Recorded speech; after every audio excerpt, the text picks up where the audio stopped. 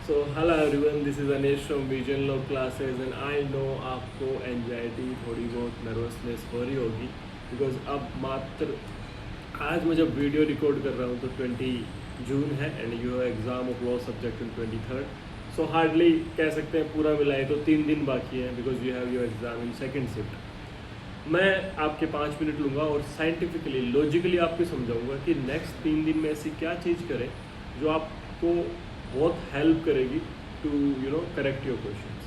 3 दिन लास्ट के बचे हैं। 3 दिन में मेरे से बच्चे का डाउट था एक का कि सर मैं लास्ट 3 दिन में ऐसे क्या कर सकती हूँ जिससे मुझे मैक्सिमम आउटपुट मिले। So first thing is that last 3 दिन में आपको 0% नया कंटेंट पढ़ना है, नया कुछ भी नहीं पढ़ना है। ज़्यादा से ज़्यादा जो सब्जेक्ट आपने पढ़ रखी है उसका कोई इंपॉर्टेंट एरिया एकदम से रह गया तो उसको सरसरी नज़र से देख लो, बाकी नई सब्जेक्ट कोई भी नहीं पढ़नी है। सेकेंड थिंग, जब भी कोई आप MCQ बेस्ड एग्ज़ाम देते हो तो उसमें लास्ट के 3 डेज़ में आप जितना हो सके उतनी रीडिंग करना। बिकॉज सी ह्यूमन ब्रेन के पास 2 टाइप की मेमोरी है, एक परमानेंट मेमोरी, एक temporary memory.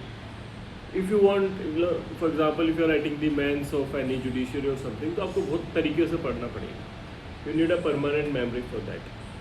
But when it comes to the MCQ based exam जहाँ पे आपके पास 4 ऑप्शन है, तो मान लो आपने लास्ट 3 डेज में अगर किसी चीज़ को सिर्फ एक बार रीड भी किया है ना, you have a good chance कि आप उसको सही टिक करके आ जाओ।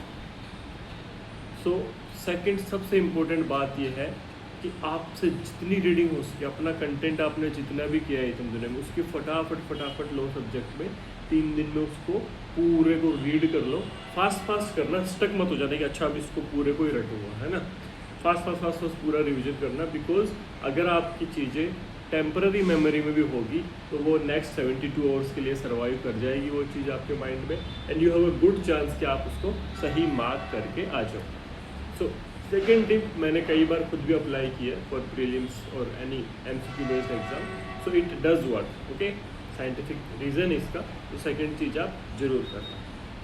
थर्ड चीज़, एक बार पूरी इंडेक्स को रिवाइज जरूर करके जाना नेक्स्ट वीक। मान लो बहुत सारी सब्जेक्ट ऐसे होती है, for example if you are reading the constitution, जैसे आप पढ़ोगे ना कि हाँ आर्टिकल 12 में ये है, 13 में pre constitution post constitution law है, 14 में इक्वलिटी बिफोर लॉ है, तो उसके आसपास की चीज़ें आपका माइंड ऑटोमेटिक आपको सजेस्ट करेगा कि हाँ इससे रिलेटेड तूने ये पढ़ा है। बट अगर आपकी इंडेक्स गायब है, ट्रस्ट भी आपका पीछे का पूरा मामला आपका माइंड याद ही नहीं कर पाएगा। Because if you don't have the map you will not know how to reach to the destination. अगर आपको बीच के पॉइंट्स नहीं पता पर ये पता है कि मैप में ऐसे ऐसे है तो आप पहुंच जाओगे जगह पर। इसलिए index works like a map to reach the destination. बिना इंडेक्स के आप मत जाना। लास्ट 3 डेज में एक बार जरूर लो सब्जेक्ट की सारी इंडेक्स को रिवाइज करके जाना। That's my third tip. Okay, the first one being आपको 100% रिवीजन पे फोकस करना है। सेकंड थिंग, जितना हो सके उतना मैक्सिमम रीड करो, 6 घंटे से ज़्यादा मत सो और फटाफट सब कुछ रीड कर दो। ठीक है, लास्ट के 30 डेज में मतलब 10-12 घंटे मिनिमम आपकी पढ़ाई होनी चाहिए, मिनिमम बता रहा हूँ। ठीक है, और जितना हो सके उतना फास्ट रेडी करो।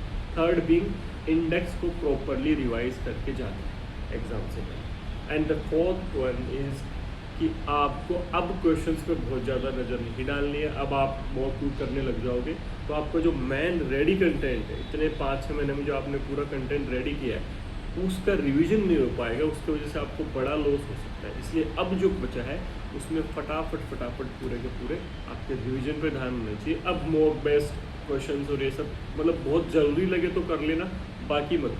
ठीक है, तो these are the 4 tips from my side for you to crack the UGC NET JRF in last 3 days.